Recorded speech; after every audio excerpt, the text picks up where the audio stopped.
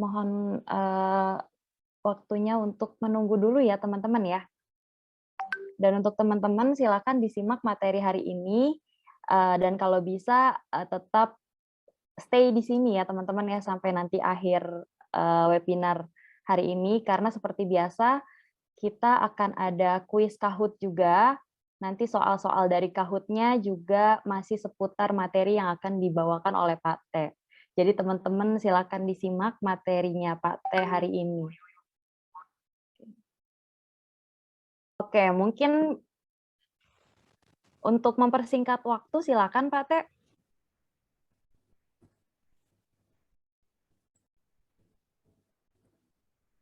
Oke. Nah, ini dasarnya foreign volume itu sebenarnya sudah ditemukan oleh William O'Neill ya. Dia itu teknofundamentalis ya. Teknofundamentalis yang menggabungkan fundamental dan momentum atau teknikal ya, menggabungkan fundamental dengan momentum.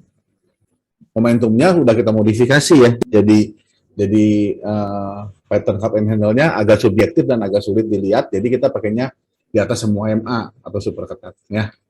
Nah ini orangnya nih, William O'Neill ya, masih ada orangnya. Sekarang perusahaannya namanya apa itu? Business Daily ya, Investor Business Daily. Nah, dia filsafatnya begini, semua saham itu jelek kecuali yang naik. Ya, jadi semua saham itu jelek kecuali yang naik. Ya, terus kalau nggak naik kita cut loss. Jadi dia agak berbeda nih sama investor. Dibilang trader, iya trader. Dibilang investor, ya investor. Ya, oke ya. Nah, yang terkenal itu prinsip dasar terkenalnya itu canceling. Canceling itu C-nya itu current earning, A-nya itu annual earning, N-nya new product, new management, new service, ya pokoknya ada yang baru. S-nya itu supply demand. Nah ini yang akan kita bahas sekarang. L-nya itu leadership, I-nya itu institusi ownership. Jadi sahamnya dimiliki oleh institusi gitu. Orang-orang besar pakai. Nah ini juga yang kita bahas. Jadi foreign flow itu akan kita bahas dari sisi S dan I. S dan I itu jadi titik yang dibaca melalui foreign flow ya. Kenapa foreign? Kenapa nggak lokal? Lokal lebih complicated, tadi kita bahas kemudian. Yang kalau lokal lebih rumit lagi. Sekarang kita akan bahas supply ini dulu aja ya, foreign flow-nya dulu aja. M-nya market trend ya. Market trend itu IHSG-nya bagaimana? Oke. Ya. Nah, ini siklus bisnis nih. Jadi William O'Neill itu pendekatannya di sini nih Bapak Ibu. Di sini. Saham yang sudah naik tapi break ininya, break huruf U-nya gitu. Jadi dia membentuk U dengan lembut, membentuk cup ya suatu mangkok gitu. Jadi dia masuknya di sini break. Jadi selesai akumulasi. Jadi nggak ikutan terlalu lama gitu. Tujuannya supaya nggak begitu lama udah naik gitu. Jadi dia nggak masuk ke waktu turun, nggak masuk ke waktu di bawah. Jadi gini, fundamentalis tanpa technical agak berat. Kenapa? Karena kalau fundamentalis masuknya terlalu early, kadang-kadang itu dalam fase markdown. Ini fasenya Bapak Ibu ya. Jadi saham itu diakumulasi, naik, ya, distribusi, turun. Nah, kalau kita masuknya di fase turun, benar sahamnya bagus ya. Misalnya, tapi itu sahamnya fundamental. Iya tahu sahamnya fundamental, tapi kalau siklusnya sedang turun, ya turun gitu maksudnya. Kalau siklusnya turun, ya turun. Nah, itu kita kadang-kadang nggak tahan di bawah turun kayak gitu. Akhirnya kita cut loss. Setelah cut loss dia naik gitu, ya. Setelah cut loss dia naik. Nah, jadi seperti itu. Jadi kalau William O'Neill dengan metode canceling-nya, dia masuknya di sini. Nah, hari ini kita bahas timingnya. Karena kita udah membahas fundamental selama 3 episode ya. Kemarin kita udah bahas fundamental 3 episode. Sudah 3 episode kita membahas. Sekarang yang kita mau bahas adalah sisi volumenya ya. Chartnya saya udah bahas. Chart kita udah bahas di materi sebelumnya ya, di ajaib sebelumnya sepanjang tahun 2021 ya. Nah, oke. Sekarang yang saya mau bahas adalah volumenya tuh, dari supply dan demand, foreign flow, dan institusi foreign saldo, ya. Nah, ini cup and handle-nya seperti ini. Ini cup, akumulasi, handle break. Tapi sudah diganti sama saya. Kita sendiri makainya nggak ini, gitu ya.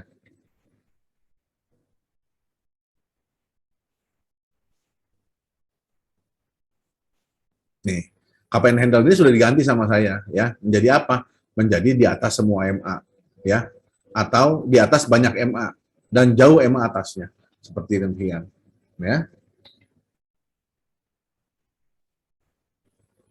Oke, sekarang kita mau bahas CanSlim dulu, apakah benar-benar berguna ya CanSlim ya? Apakah CanSlim itu benar-benar bisa digunakan dalam pencarian saham? Ini contohnya SMDR. CanSlim itu nggak beli di bawah ya Bapak Ibu ya, nggak beli murah. Dia mahal pun dia berani beli, ya mahal pun dia berani beli. Saya tunjukin. Nah ini C-nya ya, current.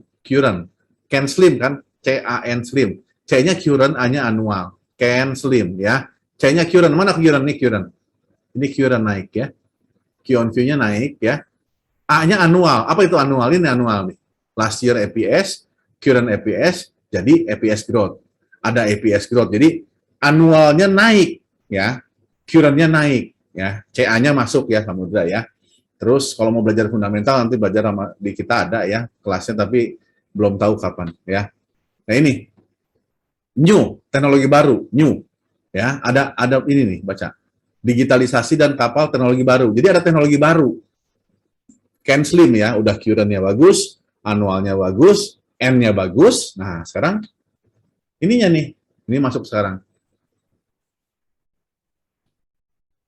Slimnya ya, supply demand. Ya, slimnya. Sorry, nih slimnya. Ini supply demand nih Bapak Ibu. Ini supply demand.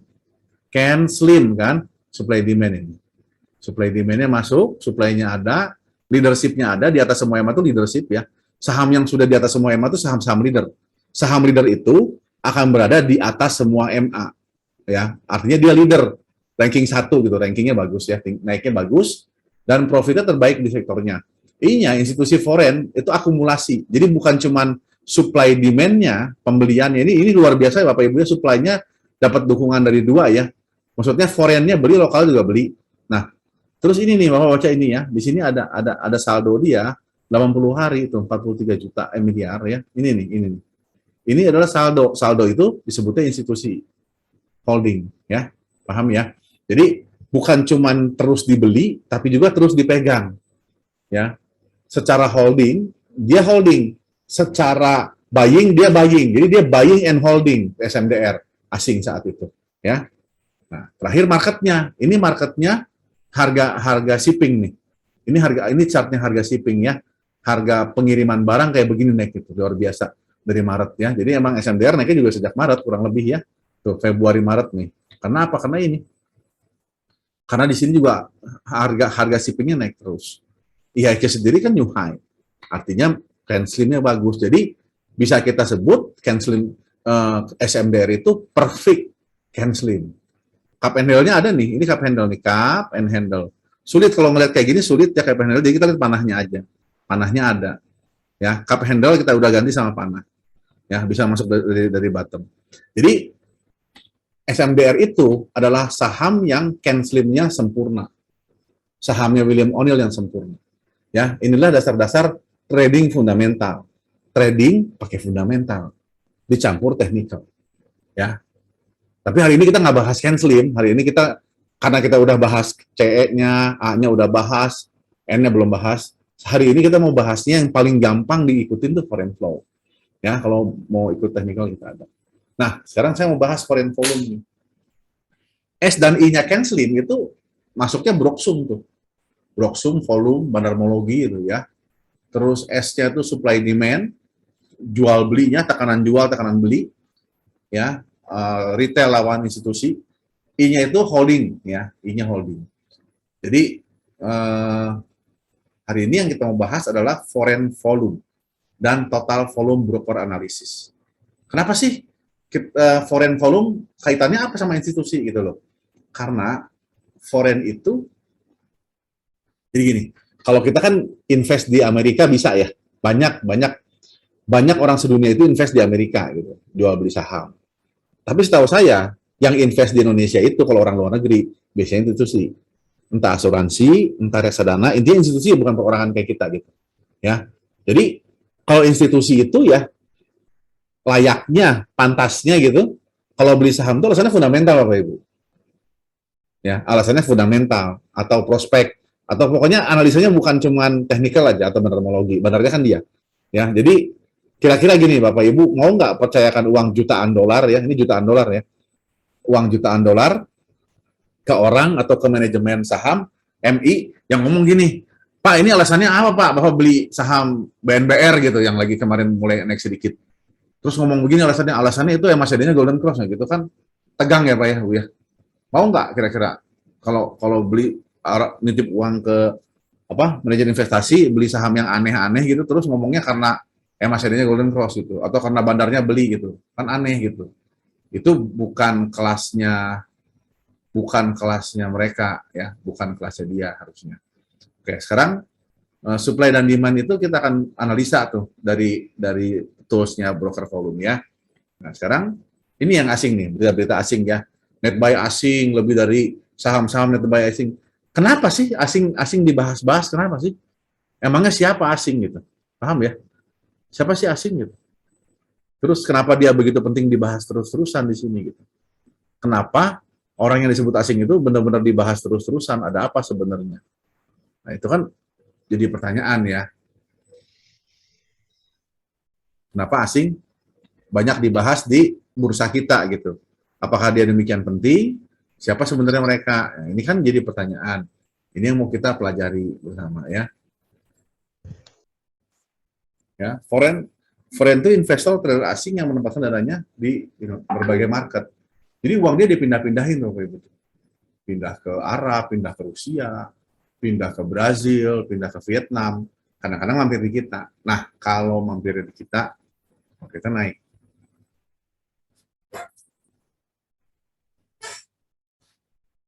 Jadi uang itu mengalir nih ya, uang asing itu mengalir dari market ke market, instrumen ke instrumen, nanti di Bitcoin, nanti di saham teknologi kayak Google, Yahoo, Tesla, nanti pindah ke minyak buminya, nanti di saham minyak bumi, di saham emas, terus di negara-negara dia pindah-pindah terus uangnya. Nah, ketika uang itu datang ke negara kita, saham kita naik. Kenapa? Karena uang itu besar. Ya, jadi mereka udah punya analisa fundamental mikro perusahaan, makro regional, ya dari negara-negara itu. Ini contohnya gini. Ketika Amerika naik, kita turun. Ketika Amerikanya turun, kitanya naik gitu. Ya, berarti ada perpindahan nih antara saham di Amerika dengan saham kita. Paham ya? Ini kan EUS, ini MSCI USA. Ini MSCI Indonesia, MSCI itu seperti reksadana, Bapak Ibu. MSCI itu seperti pengelola uang gitu. Ya, kelolaan uang. Jadi ketika Amerikanya turun, Indonesia naik.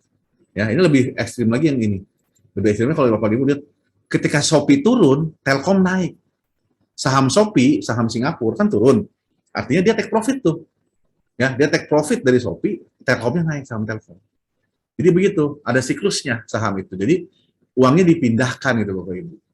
Ketika uang asing, dana asing itu dicabut dari satu negara, Singapura, dia pindah ke kita, ya turun dia tuh. Ya, Telkomnya naik gitu ya. Ini Arab Saudi dari Desember naik terus nggak berhenti. Ya, ini Edo ya. Edo itu Indonesia. Ya, dulu turun terus baru naik. Ya, beriringan dengan turunnya di Amerika dan Singapura. Saham-saham teknologi turun, dia naik. Oke. Ini IDX. Ini FUNX ya. Jadi ada MSCI ya, ada FUNX, ETF itu reksadana Bapak Ibu ya. ETF kita juga punya, tapi di sini nggak populer karena volumenya kecil, jual belinya susah. Ya, saya ulangin lagi nih. Jadi ketika dana asing itu berpindah-pindah ke negara itu jadi bullish. Oke ya, nah ini contohnya nih, MSCI itu kan, MSCI ya, MSCI. Oke ya, Morgan Stanley itu. Oke. Asing yang di Indonesia itu hampir 100% institusi yang mengelola uang investor atau uang orang yang nabung. Ya, tidak mungkin mereka beli saham dasarnya cuma analisa atau bandar-bandaran. Ya, jadi itu tanggung jawab logis dia, harus ada logisnya, alasan logis membeli suatu perusahaan. Ada yang bilang begini bercandanya, Kamu tidak akan dipecat kalau kamu beli saham Apple gitu, terus rugi. Tapi kamu mungkin dipecat kalau beli saham yang aneh-aneh terus turun gitu. Jadi kalau di Indonesia joknya begini. Kalau Bapak Ibu itu adalah MI, manajer investasi, orang yang dibayar, digaji untuk beliin saham buat orang lain, kalau Bapak Ibu beli BCA terus crash, BCA-nya turun, Bapak nggak akan dipecat. Tapi kalau belinya saham misalnya apa ya? Misalnya sahamnya Daking gitu, saham aneh, SRSN atau saham yang antik-antik, yang tipis-tipis, yang kecil-kecil, terus dia crash, pasti disalahin. Mungkin dipecat itu. Karena sulit menjelaskannya perusahaannya gitu. Sulit menjelaskan alasan fundamentalnya kalau gorengan. Ya, jadi masalah besar nantinya kayak kemarin juga yang kasus-kasus Jiwasraya atau Jam Sostek, kita kan jadi bingung kenapa belinya saham-saham seperti itu gitu. Kenapa beli saham yang gorengan gitu. Nah, tapi kalau belinya BCA, BRI, kita nggak pertanyakan lagi ya, marketnya buruk gitu. Paham ya? Jadi asing itu harus membeli saham-saham yang blue chip akhirnya, yang sudah terreputasi baik ya. Sekarang benar nggak IHSG dipengaruhi asing? Ini pemain besar lokal yang buang. Jadi ada kemungkinan institusi lokal atau pemain besar atau bandar-bandarnya pada buang nih di sini. Tapi dibeli sama asing. IHSG naik. Jadi walaupun lokalnya jual, ya kalau asing beli lokal harus jual kan Bapak Ibu. Kalau dibilangnya asing beli, lokal kan harus jual. Dari mana dia beli kalau lokalnya nggak jual? Jadi kalau asing beli kan lokal jual. Selama lokalnya jual, asingnya beli, sahamnya naik. IHSG ya. Nah, sekarang IHSG ini asing. Ini volume asing Bapak Ibu, lihat gede sekali. Jadi penjelasan bandarmologi asing, bandarmologi atau money flow, kenapa IHSG naik? Jawabannya karena ada money flow ini. Ada uang asing yang masuk ke negara ini. Dan asing itu membeli saham biasanya yang prospeknya memang baik, yang fundamentalnya memang baik. Ya, jadi improve tuh kinerja bursa kita, naik dah new high ya. Ini weekly, lihat perhatiin baik-baik ya.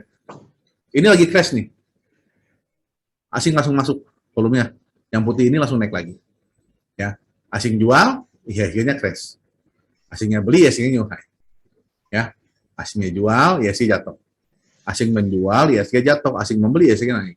Ya, jadi begitu.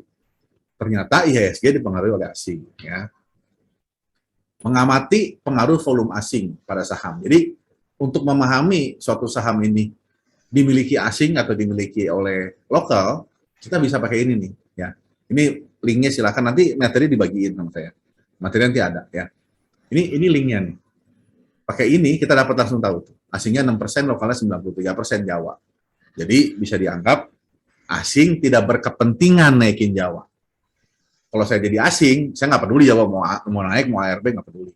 Karena saya kecil kepentingan saya. Tapi di Inco, dia besar sekali kepemilikan 67%. Lokal cuma 31%. Jadi bisa diandaikan Inco itu saham yang dimiliki asing. Ya, oke. Volume asing tidak berkorelasi dengan pergerakan harga saham Jawa. Dia beli bisa turun, dia jual bisa naik. Ya, artinya saham Jawa, gerakan saham Jawa tidak dipengaruhi oleh gerakan volume asing. Volume lokal yang pengaruh. Volume lokal beli dia naik, volume lokal jual dia turun. Ya, itu Jawa. Ya, sekarang Inco. Tapi sangat berkorelasi dengan saham Inco. Ya, di Inco perhatiin baik-baik. Setiap dia beli, naik. Setiap asing jual, infonya turun.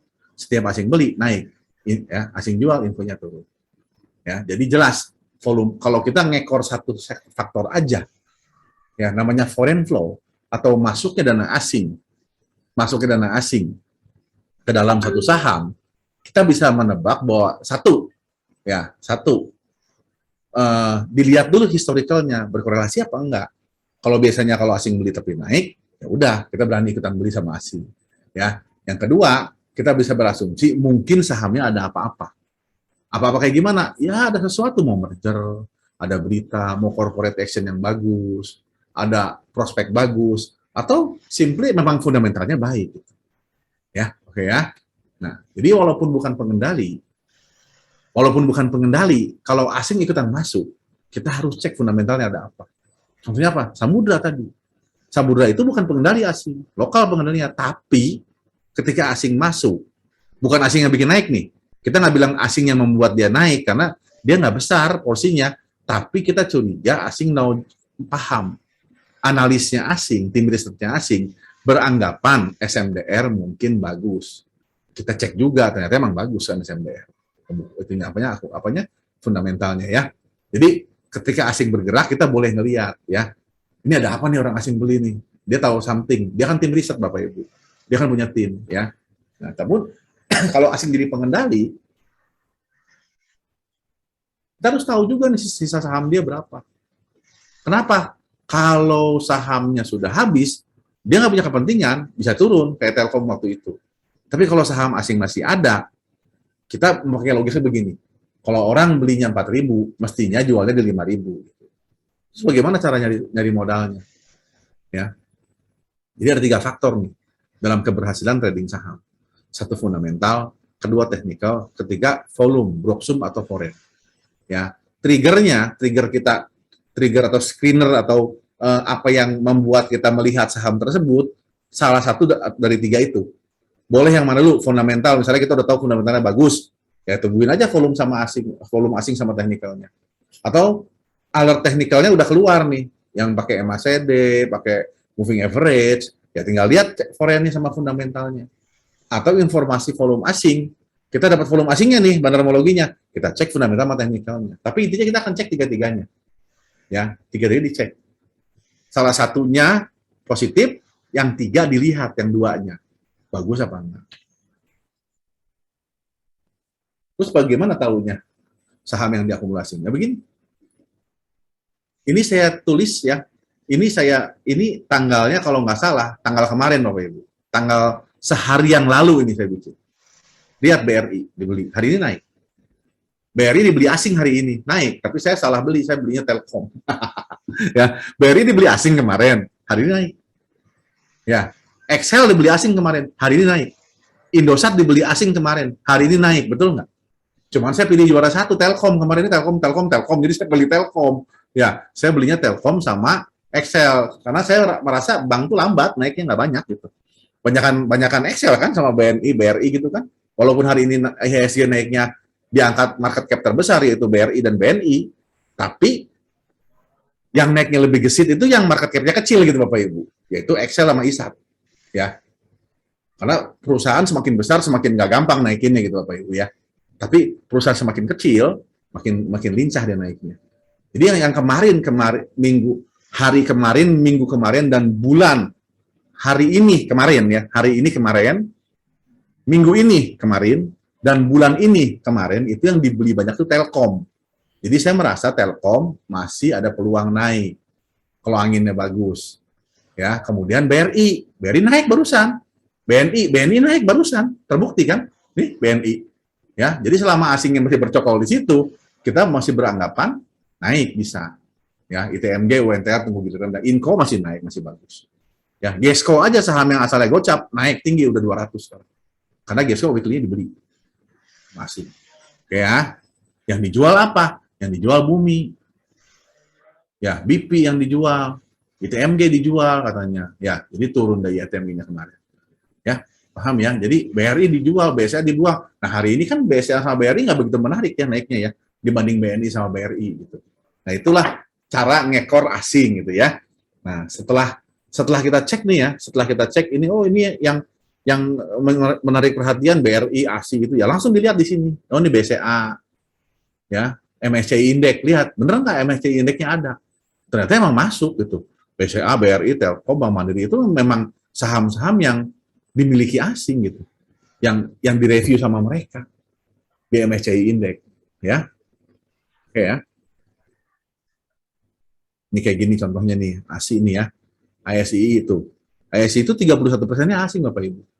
Lainnya jangan dihitung ya, lainnya mungkin pemegang sahamnya kayak BRI, lainnya negara Indonesia, ya, asingnya 31%, lokal 13%. Jadi ASI dikuasai oleh asing sahamnya.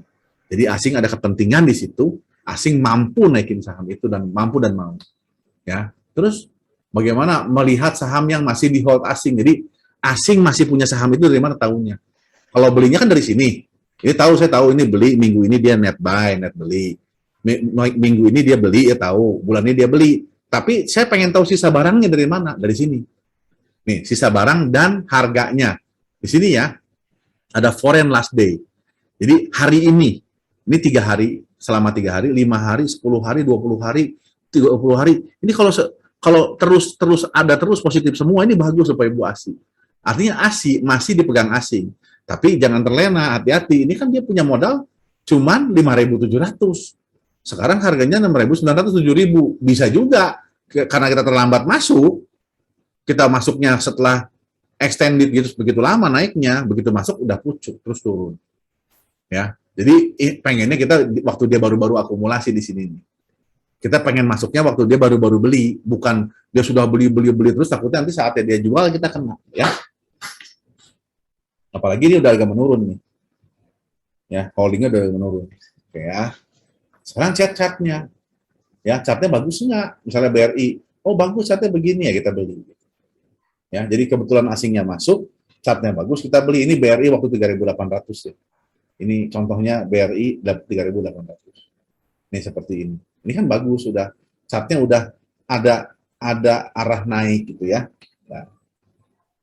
Nah, terus bagaimana kalau kita udah punya saham nih ya, sahamnya dijual asing tapi naik bagaimana? Jadi gini, saran saya kita harus pakai price action, mau asing jual mau asing beli, kita boleh waspada, boleh hati-hati, boleh punya pendapat, boleh punya estimate, boleh punya kecurigaan, tapi tetap begini, kalau sahamnya dijual tapi naik, ya, kalau sahamnya dijual tapi naik, kita nggak usah panik dulu, ya. Kalau dia masih naik, mungkin dia dijual naik, dijual atas. Jadi dijualnya sambil di markup, ya, selling markup, dijual sambil dinaikkan.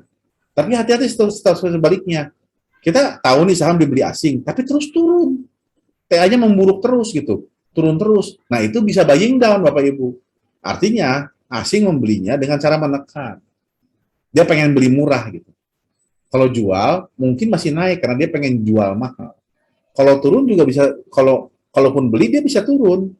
Ya, jadi yang kita mau, kita ikut beli asing ketika saham itu dibeli belum naik gitu.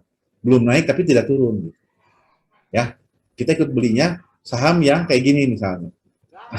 Asingnya baru mulai beli, tapi sahamnya nggak turun. Aduh. Ini matiin dong suaranya dong. Suaranya matiin dong. Udah ya. Nah, oke ya. Ini kayak Bank BNI ya Bapak Ibu ya. BNI kemarin. Ini BNI kemarin nih Bapak Ibu. Tanggal 17.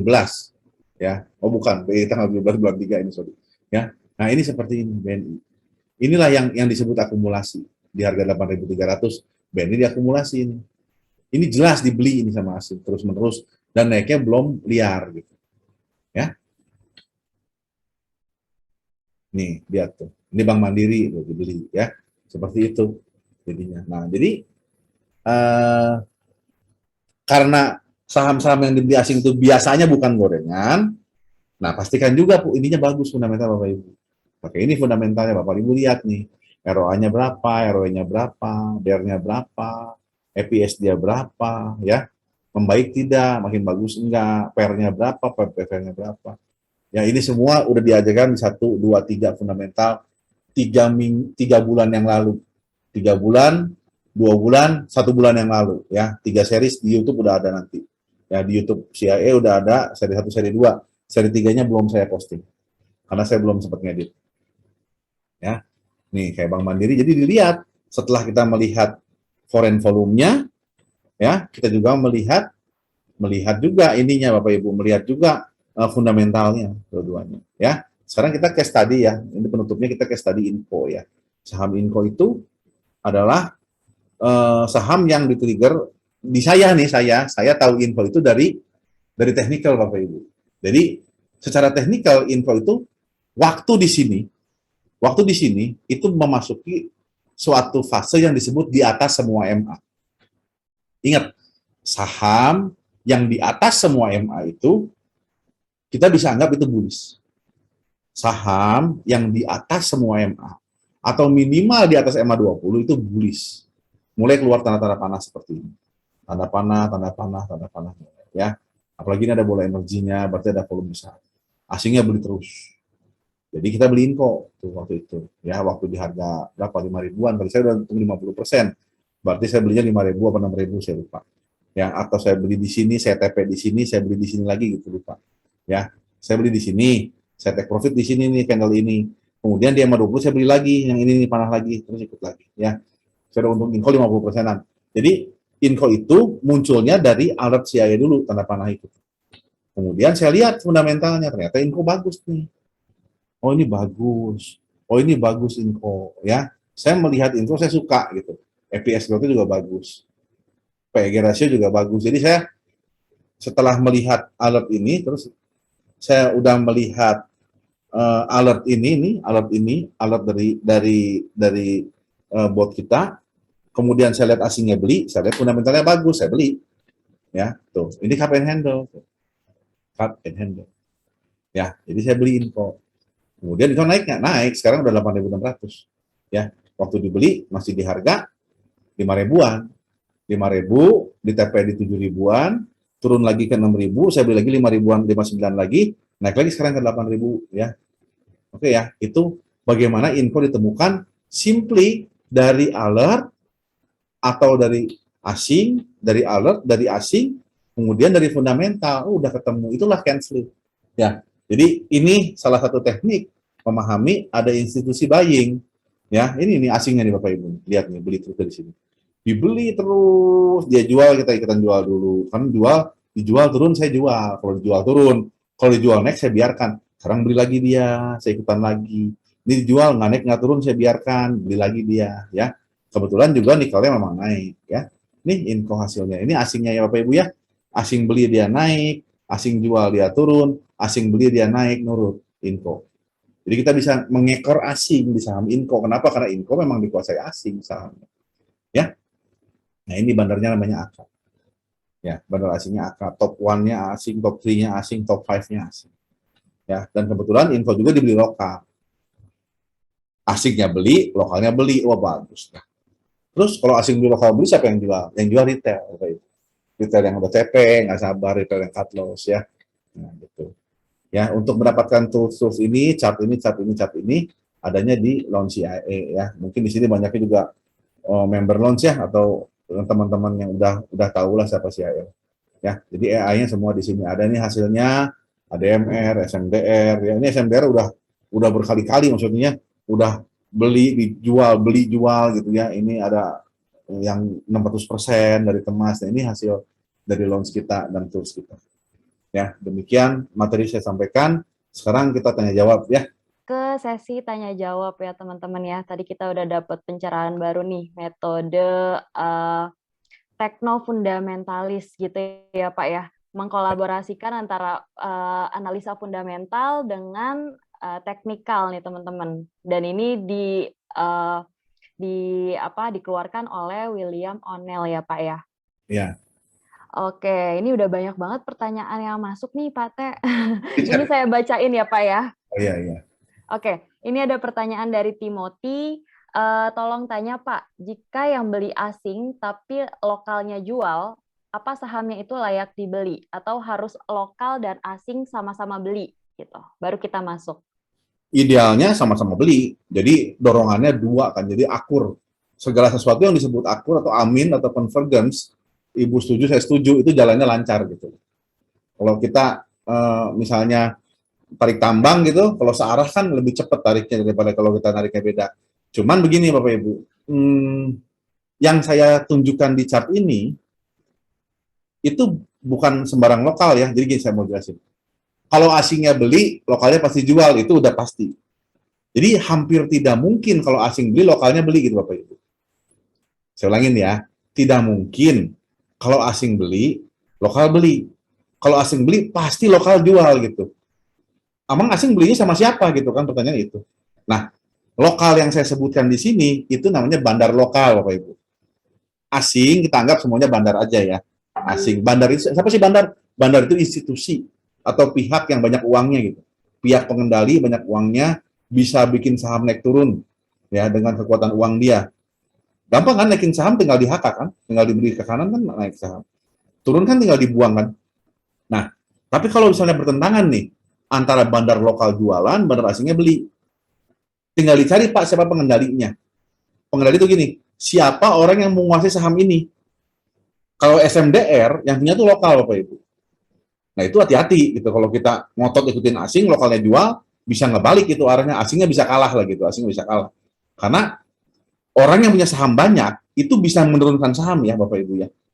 Cara saham turun itu dengan cara dijual. Misalnya saya punya SMDR nih banyak banget jutaan lot. Bapak orang asing beli gitu maksa, saya kasih terus aja Pak, nanti juga turun. Ya, tapi kalau asing yang punya seperti saham Telkom, ASI, BRI, BCA, itu lokalnya kalah biasanya. Bandar lokalnya kalah karena pengendalinya asing gitu. Pengendali harga sahamnya. Ya, itu konspirasi teorinya. Ya, kita nggak secara resmi nggak akuin, tapi di sini kita ngobrol aja lah. Soalnya saya boleh sama Bu Cisti ngomongin bandar di sini katanya.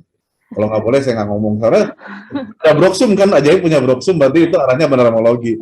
Ya, kalau nggak boleh pura-puranya nggak ada, tapi ada bandar itu ada Bapak Ibu. Ya, bandar adalah orang yang punya uang banyak dan saham banyak. Dengan saham banyak dia bisa menurunkan harga saham dengan cara menjualnya ke kiri. Dengan uang banyak dia bisa narikin harga saham dengan cara membelinya ke kanan, dibeli mahal gitu. Nah, jadi pada akhirnya kalau ada pertempuran gitu, cari siapa pengendali, cari siapa orang yang punya saham banyak. Kalau yang punya saham banyak dia, hati-hati kalau dia jual kita nurut gitu, jangan deket-deket. Tapi kan saham ada 800, pilih aja yang akur lah. Ya, pilih yang damai aja, jangan yang berantem gitu. Capek kalau kalau kalau ada dua kekuatan besar berantem, kita orang kecil nanti kejepit. Ya. Setuju, Ya, setuju, ya setuju, lah, Pak. cari convergence aja ya, cari yang akur-akur, jangan yang perang. Ya, Iya, betul, jangan Pak. deket-deket perang bandar, kita pusing nanti Bu, jadi ranking nanti. Ya. Iya. Oke nih, Pak, pertanyaan berikutnya dari Dangwei Mayawi. Untuk kondisi pandemi dan keadaan ekonomi seperti sekarang, seperti saat ini yang sedang tidak menentu, sebaiknya investasi ke saham perbankan, siklikal atau non siklikal nih, Pak? Mungkin dia nanya sektornya ya, Pak ya. Hmm. Silakan, Pak. Jadi gini Pak, kan analisa itu top down sama bottom up ya. Jadi Bapak yang Bapak tanya barusan, Bapak berarti mengaitkan analisa Bapak dari makro dulu gitu. Makro itu berarti apa itu? Top down ya. Bapak ngebahas dunia dulu, baru ke bawah gitu. Saham tuh ada dua macam, Pak. Ada saham yang memang cyclical, yaitu saham-saham komoditas seperti saham CPO, saham batu bara. Itu cyclical, naik turun harganya, saham properti ya. Jadi dia naik turun sesuai dengan makro. Makronya gimana? Makro ada, siklusnya ada makro ya. Nah, kemudian ada saham super growth, Pak. Saham super growth itu saham yang nggak peduli sama dunia, tapi dia naik terus gitu. Jadi dia nggak peduli sama dunia, saham super growth ya. Saham super growth itu saham-saham aneh, biasanya saham kayak apa ya, saham kayak apa, MTDL gitu ya. Itu super growth ya. Terus CSAP gitu, itu kan nambah grade terus tuh. Ada multiplier, berarti dia nggak peduli tuh sama dunia mau perang, mau ngapain, dia jalan terus aja gitu. Nah, kemudian ada saham-saham yang under value, saham value. Saham value itu seperti yang saya tweet kemarin di Ajaib juga udah saya sharing, namanya Panin Life, PNBN, PNIN, itu saham-saham yang seumur-umur murah Bapak Ibu. Ya, book value 0,2. Jadi saham itu saham yang bukan salah harga. Salah apa ya? Salah harga ya. Masih terdiskon gitu ya, Pak? Saham yang punya harga di bawah book value-nya gitu, Bu. Ya. Ya. Diskon ngaco, saham salah harga. Mungkin karena sesuatu dia nggak disukai gitu. Misalnya dia kurang growth atau dia profitnya gitu-gitu aja. Apa Ibu harus tahu saham yang naik itu biasanya karena EPS-nya naik gitu. Jadi walaupun saham itu murah, kalau EPS-nya nggak naik, dia nggak naik. Cuek-cuek aja ya. Jadi gitu aja. Minggu depan kita bahas saham value deh. Minggu depan saya janji bahasnya saham bagaimana playing saham value gitu. Nah, pertanyaan Bapak kayak gitu, kondisi tidak menentu seperti ini, kalau Bapak berani, kayak saya nih, saya punya macam-macam. Saya trading komoditi, Pak. Saya trading saham komoditas. Kayak apa misalnya? Misalnya saya masih punya MCO, masih punya BSS, tapi susah itu udah ketinggian. Yang baru saya beli apa hari ini? Apa yang saya baru beli? Komoditas itu udah terlalu jenuh. ANJT, nah ANJT itu saham yang komoditas, EPS-nya bagus, tapi belum naik dengan benar gitu menurut saya gitu. Harganya belum pas gitu.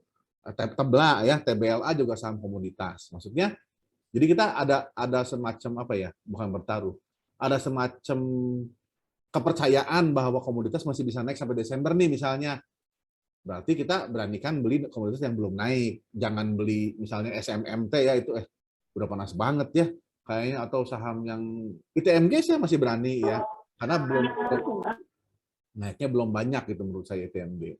Tapi saham yang kayak BSSR Mcall saya udah punya dan saya udah untung 40-60%, saya nggak berani beli lagi di situ nambah. Nah, kemarin saya beli saham karena saya tahu nih udah mulai takut di komoditi ya, di saham call. Saham call tuh Bapak Ibu ya, itu naiknya belum pantas loh. Saham call itu naiknya belum sesuai harga call-nya. Saya tunjukin sebentar. Pinjam materi nggak apa-apa deh. Pinjam materi kelas ya.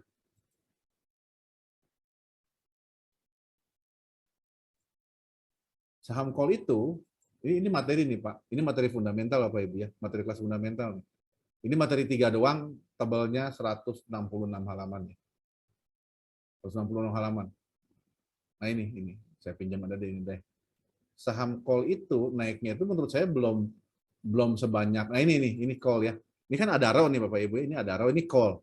Call-nya naiknya udah segini tuh. Adaro-nya bolak-balik di tempat aja karena dia saham cyclical. Ya, Adaro itu saham cyclical, naiknya di situ-situ aja, nggak jauh-jauh gitu. Ya. Oke. Jadi saran saya ke Bapak ya, kita tetap defensif Pak. Kalau saya belinya sahamnya macam-macam, ada saham yang harapan multi-bagger ya, saham yang harapannya multi-bagger kayak CSAP, toko bangunan itu loh Pak, yang terus-terusan bikin cabang baru karena newsnya juga ada nih multiplier-nya mana ya. Dia ada news multiplier beberapa saham yang ini kan ya, ini tuh ya CSAP targetnya kan 100 toko mitra 10 tuh ya. Nih, ini saham-saham yang saya bilang biasanya dia kadang nggak peduli gitu Bu sama gerakan, nggak peduli sama gerakan market mau ngapain juga dia jalan-jalan aja kalau dia bisa duplikasi tokonya dengan bagus gitu ya. Terus juga saya ada saham komoditas yang belum naik dan saya punya saham-saham lagi yang mulai dibeli asing kemarin kayak Excel gitu. Excel itu kan baru mulai dibeli asing. Saya perhatikan kemarin, jadi saya belinya waktu awal-awal. Nah, saham yang saya baru beli dan belum naik itu Gudang Garam. Jadi gini, itu kenapa sih beli saham-saham aneh gitu? Jadi gini pengalaman saya waktu tahun 2008, ketika market itu waktu itu harga energi juga tinggi ya, harga emas, harga minyak tinggi, begitu itu turun yang naik Gudang Garam, Pak. Saya nggak tahu kenapa, pokoknya yang naik Gudang Garam, terus Indah Kiat gitu yang naik waktu itu, HM Sampurna, Mayora gitu. Jadi saham-saham consumer good. Jadi gini Pak, dalam keadaan energi tinggi itu akhirnya akan menghasilkan resesi. Nah, resesi itu bisa menghasilkan fase crash. Biasanya kalau udah tinggi banget energi, akhirnya mati sektorial kan. Sektorial mati gitu. Tukang kue, tukang kue, angkutan apa semuanya jadi mahal, semua jadi naik. Nah, di saat itu nanti akan muncul nih saham-saham netral dulu nih. Misalnya apa? Nah, itu Indosat gitu, Excel ya. Ini Excel sama Indosat tuh saya ekor asing. Paling gampang gitu Pak, bukan saya nggak mau mikir ya, tapi kita lihat kan asing lebih ngerti Pak siklus Pak. Bahkan yang bikin siklus juga dia gitu. Asing itu kan ngerti siklus, yang bikin siklus pun dia. Nah ketika saya lihat tanah begini, terus lihat asing beli, ini asing udah beli dari sini nih, asing udah beliin dari sini, kita lihat yang putih ini asing ya Pak ya. Dia udah beli, jadi saya beli Excel kemarin. Nah ada satu lagi saham, saya nggak janji ini naik ya Pak ya. Gudang Garam juga dibeli asing Pak, berapa hari ini Gudang Garam dibeliin asing. Dan belum naik, namanya akumulasi, diharapkan dia udah nggak turun lagi. Gudang Garam sudah berhenti turun, terus keuntungannya udah stabil walaupun cukai dinaikkan. Jadi saya pikir nanti eranya setelah telekomunikasi mungkin rokok naik gitu. Nah itu siklusnya juga di sini ada, gambar siklusnya juga ada di sini. Siklus ya, saham siklus ya. Saham siklus, bentar ya sorry. Siklus saham siklus. Nah ini ada siklusnya nih Pak nih ya. Jadi siklus itu seperti ini nih, siklikal, teknologi, industri, basic industry, energi itu kayak gini Pak. Jadi ada siklus ya gantian gitu dia. Ya gantian. Kalau kita nggak paham siklus market atau siklus dunia, ya ikut asing aja kayak tadi Pak. Kan asing punya analis, punya orang yang digaji mahal tuh beli saham ini, beli saham itu, pindah sono, pindah sini sektornya. Ya kalau dia mulai pindah kita lihat-lihat aja gitu kan. Sekarang kemarin Excel sama ISAT ya Pak ya. Ada kecurigaan saya di dua saham tersebut nih, Excel sama ISAT nih. Ada apa sama Excel gitu kan kemarin? Kok asing beli gitu? Baru berapa hari belum lama nih? Ini belum lama, nggak kayak saham misalnya BBRI Pak, udah lama banget dibeli asingnya. Ya, BBRI itu udah lama sekali dibeli asing tuh, lama banget beli asingnya. Tapi kalau Excel tuh baru berapa hari. Tapi mantep nggak asing Pak? Ini beli asing langsung loncat Pak tuh Pak. Ya, ini Excel nih Pak. Ini Excel. Tapi luar biasa hari ini BRI 6%, kaget saya beneran. Saya nggak nyangka loh bisa gitu naiknya. Nah ini Excel, tapi nggak apa-apa, saya tukernya kan ke Excel 7,8%. Ini Excel nih Pak, Excel di sini dibelinya. Asing tuh baru beli, ini saya lihat ini asing lagi turun beli, dia kan mana ini yang saya bilang. Kalau asing beli tapi turun, ingat cancel ya. TA-nya harus bagus. Excel tuh fundamentalnya nggak bagus tapi oke lumayan. Terus asingnya beli, berarti canceling-nya udah lumayan, CAN-nya oke, slim-nya boleh, tapi chartnya nggak cup and handle gitu kemarin. Jadi saya nggak beli dulu, tungguin. Turun, naik di sini, asingnya nggak beli. Pas di sini kemarin nih, udah muncul bintang, muncul begini, ya udah saya beli deh. Di sini saya beli Excel nih kemarin, naik deh. Lumayan ya. Nah, jadi seperti itu. Kalau karena kita bahasannya asing, jadi saya daripada saya so tahu nebak siklus, yang jelas kalau batu bara, komoditas, makanan itu memang sudah overheat ya. Maksudnya udah serem banget gitu kalau ngeliat kayak gitu. Maksudnya bisa aja dia besok koreksi dan mengerikan. Mau dia turun beneran atau dia turun koreksi juga sama-sama serem ke sahamnya gitu kan. Tapi saya nyari saham-saham yang belum naik, tidak turun, asingnya beli gitu. Terus kemudian saya bikin rangkaian teorinya atau mundur ke masa lalu, habis energi apa sih gitu. Setelah energi naik, terus apa yang naik? Setelah dia naik, terus apa yang naik? Ya. Oke. Berarti masih bisa dilihat historicalnya juga ya Pak Ete ya? Ya, siklusnya sih kalau secara teori ada Bu, tapi kan nggak selalu berulang seperti ini Bu ya. Ya. AB cyclical, teknologi, industri, basic industri, energi, katanya begini katanya. Tapi kenyataannya kan nggak seperti ini amat gitu siklusnya. Gitu. Siklusnya ada gitu. Tapi nggak mesti terjadi seperti ini, bisa berubah. Makanya saya ikut asing aja. Asing kan lebih tahu, dia punya analis, duit dia banyak. Nah, gini loh Bapak Ibu. Kita sendiri analisa 800 saham dan semua sektor. Sektornya ada berapa? 1, 2, 3, 4, 11. 12 Pak, satu sektor tambahan. Apa startup ya? Produk investasi Pak. Oh investasi ya? Ya. Sekarang orang asing jangan-jangan 5 orang satu saham Bu, analisanya Bu. Atau tiap sektor satu tim kali 5 orang. Saya mau nanya nih, Ibu kan analis di Ajaib. Di Ajaib ada berapa analis Bu? Kita untuk Finex ada 6 orang Pak, satu orang leader. Satu orang 2 sektor gitu Bu pegangnya kurang lebih ya, 3 sektor gitu. Kita hampir semuanya sih Pak cover. Bareng-bareng ya? Tapi iya bareng-bareng. Saya malah curiga kalau kayak institusi besar kayak Morgan Stanley gitu Bu, kayak si BlackRock gitu, jangan-jangan satu saham 2-3 orang loh Bu. Atau satu saham 1 orang gitu, jadi cuma itu ngurusinnya gitu. Atau minimal satu sektor atau satu kelompok saham beberapa orang analisnya gitu loh. Nah itu makanya kalau asing bergerak kita harus lihat kenapa sih dia bergerak gitu. Ya walaupun bukan dia pengendalinya nih, kenapa dia ada ketertarikan ke SMDR kemarin gitu misalnya Bu ya. Pas dilihat, bagus SMDR ternyata kan gitu kan. Nah terus ada apa dia ke Excel kemarin? Excel telekomunikasi ISAT ada apa? Ada apa dia beli BRI? Ya BRI kemarin saya bosen. Saya TP, tahunya dia naik. Ya udah saya tuker Excel ini uangnya nggak apa-apa. Ya kadang-kadang gitu Bapak Ibu. Kadang-kadang kita ikutin asing nggak kuat juga ya, nggak sabar gitu. Bukannya takut, tapi kok di saham naik-naik itu kayak BNI kemarin kan lama ya naiknya Bu ya. BNI nggak naik-naik, jadi sebal juga saya tuker Excel, untung saya tuker Excel. Kalau saya salah tuker gawat tuh. Saya tuker PTBA nangis juga hari ini turun dia. Ya, nah gitu loh Pak. Ketika energi terkoreksi, itu bisa yang naiknya sektor telekomunikasi, yang netral dulu nih. Nanti ketika energinya hancur, yang naik itu konsumer Pak. Kenapa? Karena bahan baku dia turun. Dan di kita nih biasanya waktu bahan baku naik, harganya naik tuh barang tuh Pak. Nanti bahan baku turun, nggak turun lagi tuh harganya. Jadi profit dia naik. Paham ya? Misalnya saya jual biskuit, menteganya naik 20%, saya naikin 20% kue saya. Begitu nanti mentega turun lagi, kuenya nggak turun lagi tuh Pak. Kan untungnya jadi makin banyak ya. Yang naik gaji saya gitu Pak. Itu biasanya kayak gitu, biasanya belum tentu semua kayak gitu. Tapi kayaknya itu udah sepakat nasional deh semua kalau harga naik kita naik, harga turun kita bisa turun gitu. Ngerti nggak Bu? Jadi akhirnya inflasi naik terus kan ya begitu. Tapi kan gaji pegawainya naik. Nah itu yang disebut inflasi, turunnya mata uang. Ketika harga barang naik, gaji juga naik, akhirnya uang terhadap barang makin kecil gitu nilainya. Mudah-mudahan bisa menjawab segitu ya. Kebanyakan kepanjangan jawabannya kali ya. Oke, lanjut yang lain, Bu. Silakan. Oke, satu pertanyaan lagi kali ya, Pak T ya? Karena udah mau Kar kahut ya. ini satu pertanyaan lagi, tapi kayaknya lebih berkaitan ke psikologi trading nih, Pak. Ya, Ada pertanyaan dari, Cassandra, pertanyaannya, ketika asingnya jual, otomatis kan harganya turun nih, Pak. Gimana cara kita mengetahui keputusan untuk cut loss atau tetap di-hold aja saham itu? Karena kita nggak tahu sampai sejauh mana saham itu bisa turun, sehingga kemungkinan kita bisa, panic sell gitu, Pak. gini. Kalau saya tuh orangnya kalau trading Bu ya, saya tuh terbagi dua sisi Bapak Ibu. Saya tuh kayak dua pribadi. Kalau saya yang trading, saya pengecut. Saya risk manajemennya bagus sekali pokoknya. Pokoknya begini Bapak Ibu, kalau kita udah beranggapan waktu beli kita benar, begitu alasan belinya hilang, kita harus cut loss Bapak Ibu. Misalnya gini, misalnya saya beli Ciputra nih hari ini nih ya.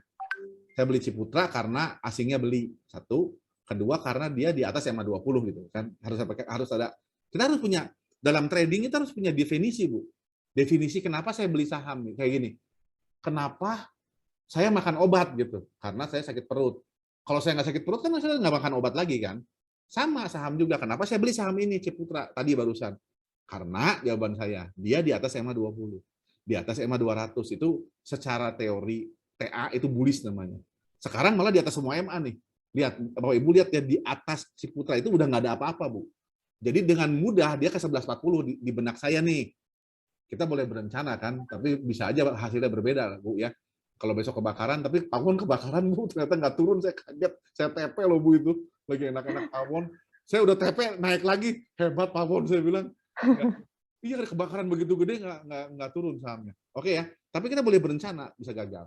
Nah kalau besok ternyata salah satu bahkan dua-duanya yang bilang asingnya jualan dan sahamnya turun, ya saya cut loss Bu. Berarti belok kan? Kemarin dia beli, sekarang dia jual. Ya berarti belum mau naik. Jangankan dia jual turun Bu, dia beli turun pun saya jual Bu. Gini, saya beli, misalnya saya beli Ciputra di sini. Tiba-tiba asingnya beli juga tapi turun. Nah, saya ulangin ya, jangankan asing jual sahamnya turun, itu konfirmasi tuh Bu. Berarti 2 in 1 ya. 2 of 2. Dijual turun, berarti dia udah selesai, nggak punya kepentingan lagi. Asingnya beli turunnya saya cut loss.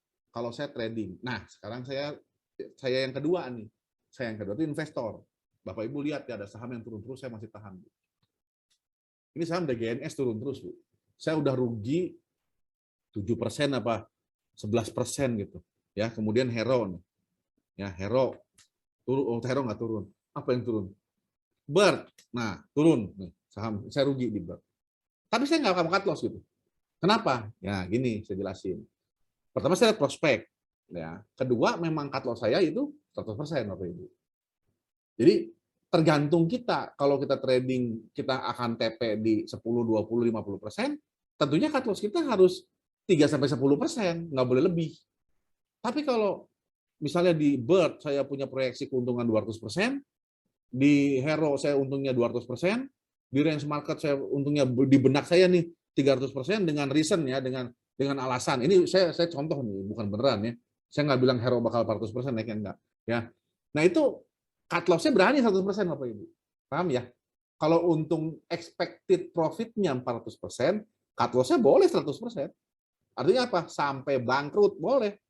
Nah, kalau kayak gitu, saya akan melihat begini, saldo asing akhirnya Bapak Ibu. Kalau sahamnya saham yang dibeli asing ya, saldo asing. Contohnya apa? ITMG saya rugi. ITMG saya rugi 0,5% kalau nggak salah. Yuk kita lihat ITMG yuk. Kita lihat ITMG sekarang. Nah, ini ITMG, saham ITMG Bapak Ibu ya. Ini saham ITMG. Saya chart ITMG. Fundamental ITMG. ITMG saya beli terus turun.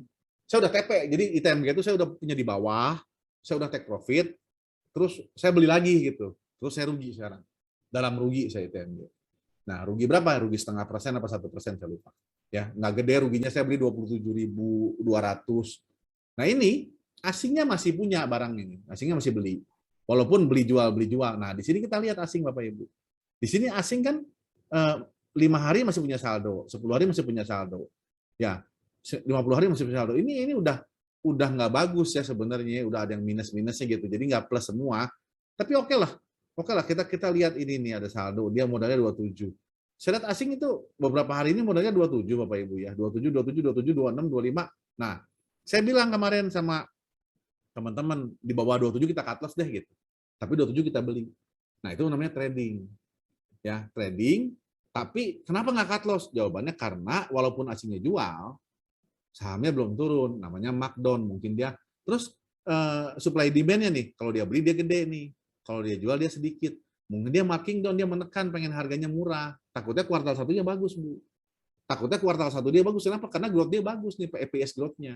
EPS growth dia 1000%. PEG-nya 0,03, ini jarang banget PEG kayak gini ya. Nih, lihat nih EPS dia tuh dari 800 naik sampai 6.000. Itu batu baranya belum naik Bapak Ibu. Januari, Februari, Maret itu batu bara tertinggi sepanjang masa tuh. Yang sempat sampai 500, 300 gitu loh naiknya. Nah itu jadi bisa diasumsikan ITMG itu Januari sampai Maret itu akan tinggi gitu. Profitnya lebih tinggi daripada bulan 12. Nah, kalau kuartal 1 lebih tinggi dari kuartal 4, mestinya tinggi. Nah, jadi saya berpikir ITMG saya mau nahan dulu gitu. Sampai berapa? Tapi saya juga ada ukuran, nahannya sampai ini, garis ini habis. Kalau 27 jebol saya cut loss dulu, tapi saya nggak berhenti, saya masih dendam, saya tungguin gitu maksudnya gitu. Jadi ke satu, lihat fundamental perusahaan, kedua prospek harga komoditasnya 3 bulan terakhir dicerminkan dengan laporan keuangannya, kemudian ya kalau mau rumit sendiri tonase dikali harga yang kompleks sekali itu sampai gitu hitungnya. Nah terus ketiga asingnya masih ada nggak gitu. Kalau asing masih ada saldo masih aman, dia mungkin masih berusaha akan menjual di atas 27, 28, 2 sekian. Tapi kalau misalnya barang dia udah habis nih Bapak Ibu ya, dia udah nggak punya barang nih, ini minus udah nol semua, oh itu gawat tuh. Ya nanti dia tinggal jatuh tuh saham. Ya jadi gitu kayak tadi Ibu ngomong jual tapi turun, jual tapi turun itu jual dan turun itu benar itu benar titik kabur gitu misalnya gitu. Ya tapi kalau masih emang mau bertahan, satu fundamental, kedua apakah asing masih punya kepentingan itu saldo. Dia masih bisa nyangkut nggak? Dia juga nyangkut nggak gitu. Kalau dia nyangkut ada bisa dinaikin dulu double top, namanya double top. Kalau satu saham 30.000 terus turun, tapi bandarnya masih nyangkut, nanti 30.000 lagi sebentar turun lagi. Nah itu habis barang dia baru. 2 kali jual jadinya gitu. Jadi ada kemungkinan ITMG di sini 30.000 lagi kalau asingnya belum habis barang. Tapi ini asingnya udah nggak banyak barangnya. Ya takutnya kalau barangnya habis ditinggal kita tuh, ditinggal megang barang gitu. Jadi hati-hati juga. Cuman saya PD-nya sama ini, laporan keuangannya bagus sekali ya. Ini ROE 100%, gila aja. ROE 100%, buset dari TMG. Ya, luar biasa nih bagusnya TMG. Apalagi ditambah 3 kuartal terakhir ini akan lebih tinggi lagi. Ya, begitu aja Bu. Jadi kalau mau bertahan enggak, satu dia masih punya saldo enggak. Kedua fundamentalnya bagus enggak. Itu aja udah. Kalau dua-duanya itu masih dijawab, ya udahlah kita ngalah keluar aja cut loss. Jangan takut cut loss, kalau trading emang harus cut loss. Saya ulangin, kalau trading emang harus cut loss. Bukan kata saya tuh, kata William O'Neill juga begitu. William O'Neill tuh pakai fundamental loh Bapak Ibu. Dia pakai fundamentalis aja bilang begitu. Kalau trading ya cut loss.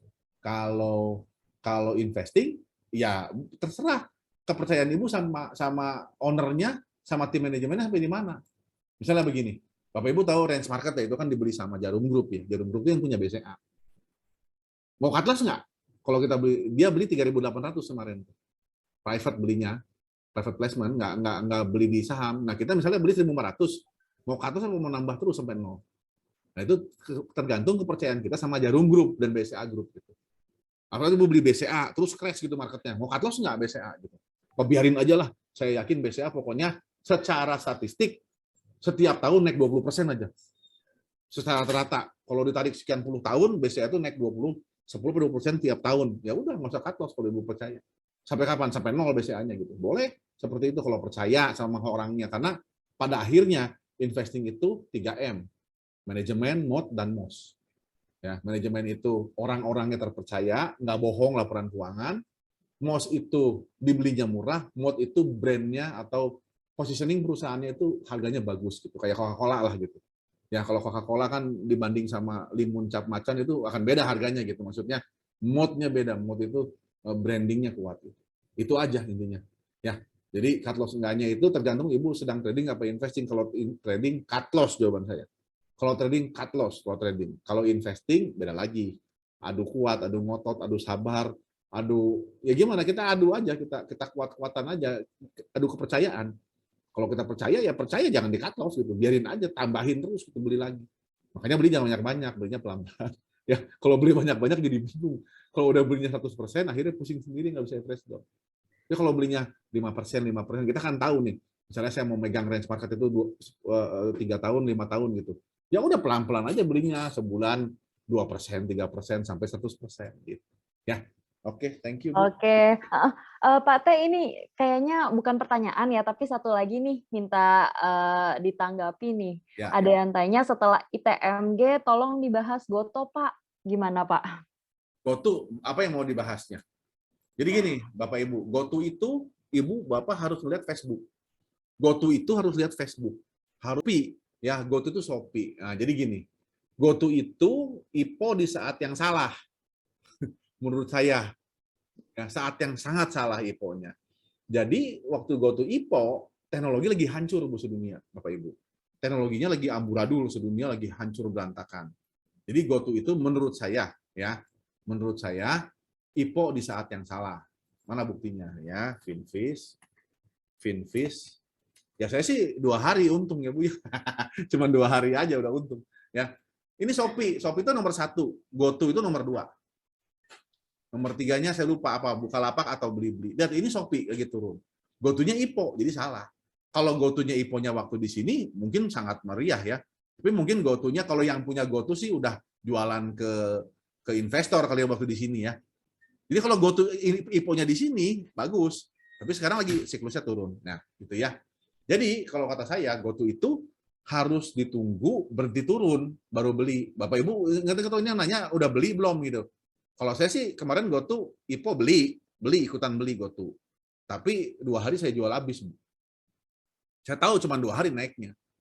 Karena saya udah hitung gitu, dia marketingnya begitu kuat, berarti GoTo itu pasti 2 hari naik gitu, pasti 2 hari naik. Nah, sekarang masalahnya pengendalinya belum ada kepentingan, malah Bukalapak yang udah ada kepentingan Bapak Ibu. Kenapa saya bilang Bukalapak? Saya nggak ngomong fundamental nih ya, saya ngomong secara bandarmologi nih. GoTo itu di lock. Jadi yang punya GoTo, jadi gini mestinya yang punya GoTo itu sekarang nggak boleh jual. Sampai 8 bulan, Bukalapak udah boleh jual. Makanya Bukalapak naik. Kenapa naik? Karena udah boleh dijual. Kok saham dijual naik? Ya kan orang jualnya pengennya mahal, bukan pengen murah Bapak Ibu. Orang pengen jualnya kan mahal, bukan pengen jual murah. Betul nggak? Jadi ketika locknya dibuka, orang kan, wah hancur dah dijual. Bukan salah, kalau dia boleh jualan, dia akan naikin gitu loh. Kalau pengendali boleh jualan, dia akan naikin harga. Kalau pengendali belum boleh jualan, masa bodoh urusan siapa? Ya, ngapain dia naikin harga? Makanya nggak naikin harga, dia nggak boleh jualan. Ya, jadi jangan dibalik coba Bapak Ibu. Saham naik itu mau dijual gitu. Saham, kalau saya punya saham banyak, saya akan naikin kalau saya mau jual. Kalau saya pengen saham, saya butuh saham, saya mau beli saham, saya akan turunkan supaya murah. Gitu loh. Ya, gitu. Pola pikirnya seperti itu. Jadi sebelum dijual, tentunya Bukalapak bisa digoreng dulu, diangkat dulu supaya dijualnya menarik. Atau sampai volumenya banyak yang minat, jualnya gampang gitu, Bu. Jual kirinya gampang, nggak susah gitu. Nah, GoTo kan baru IPO. Ya nasibnya menurut saya nggak akan jauh sama Bukalapak karena ada lock period. Lock period itu membuat si pengendalinya nggak selera gitu buat naikin harga satu. Nah, terus sekarang ngomong fundamentalnya nih. Gampangnya gini Bapak Ibu. Saham teknologi, saham apapun, ketika suatu hari dia nanti setelah turun dia naik lagi ke atas harga IPO-nya, itu naik biasanya. Jadi beritanya buruk, omongan saya buruk. Jadi GoTo sama Bukalapak itu akan menjadi bullish, jadi bagus banget. Nanti one day ketika dia bisa menembus harga IPO-nya gitu. Itu terjadi pada S-Hardware dulu, terjadi pada Facebook, terjadi pada Saratoga, terjadi pada Prodia. Jadi saham-saham yang melewati harga IPO-nya, saham IPO nih 1000 turun sampai 100, nanti suatu hari dia 1000 lagi, dia akan naik terus. Contohnya apa? Breeze kemarin. Ya, 500 dia turun sampai 150, naik ke 500 terus ke 3000. Jadi itu itunya apanya? Apa? Fisikanya saham tuh begitu. Kalau saham menembus harga IPO-nya, artinya penjual saham itu sudah decided, sudah beranggapan bahwa saham ini sudah melebihi harga waktu di-IPO-kan gitu Bapak Ibu. Gimana jelasinnya? Waktu IPO kan segitu 1000, terus turun karena nggak layak harganya 1000, kemahalan. Hampir semua saham IPO itu over value Bapak Ibu ya, itu naturalnya seperti itu.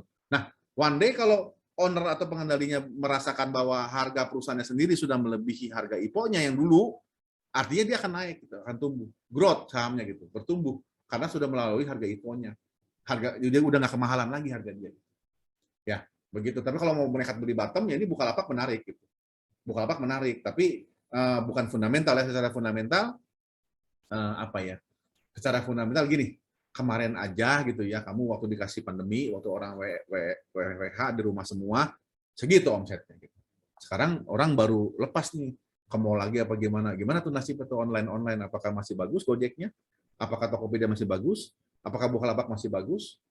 Ya, kalau Shopee turun. Nah, gitu loh. Kemarin aja waktu zaman online gitu ya, waktu zaman online itu kamu segitu penjualannya gitu. Apakah sekarang segitu? Saya rasa turun gitu ya.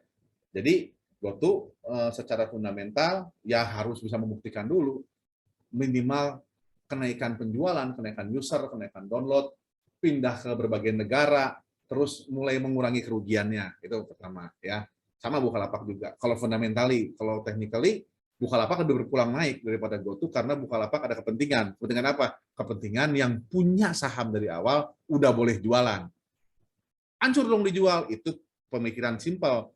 Pemikiran twistednya justru kalau dia mau jualan dia harus bikin volume dulu yang gede, rame dulu, orang-orang semangat beli, baru dia jual gitu loh. Jadi bisa naik dulu atau setidaknya menarik, tidak turun lagi atau bergairah naik turunnya lebih seru gitu.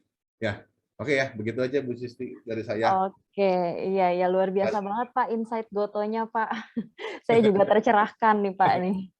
Ini saya yakin teman-teman yang join juga, wah jadi udah dapat insight baru ya tentang GoTo ya dari Pak T. Oke, paling kita lanjut aja ke Kahoot ya Pak sekarang. Oke, Bu, silakan Bu Kahootnya ya. Hari ini ya, ada tambahan gift tuh, boleh diskon berapa tadi? Saya lupa Ibu itu yang apa Bu Jen ya. Oke, wah oke. silakan Ini ya. Kak Jaya gimana? Lanjut Kahoot? Ya, halo semuanya, suara saya sudah terdengar ya? Udah jelas. Oke, iya. Pak Teh, saya mohon izin untuk share screen, Pak. Boleh di-stop dulu? Oke, jadi teman-teman di sini terima kasih yang masih bergabung ya di kelas online Ajaib dan juga trading diary sampai terakhir bersama Pak Teh. Sekarang saatnya kita masuk ke sesi yang mungkin banyak teman-teman yang udah menunggu-nunggu juga ya, semoga gitu. Karena ini, sesi yang menghasilkan, lumayan gitu ya cuannya. Jadi di sini teman-teman kita akan giveaway melalui kahoot.it yang akan berhadiah, 100.000 saldo RDN dan juga yang berbeda dari Kahoot kali ini karena akan ada tambahan hadiah dari Pate nih, diskon 25% untuk setiap pemenang ya, untuk paket launch-nya ya Pak ya. Nanti boleh milih aja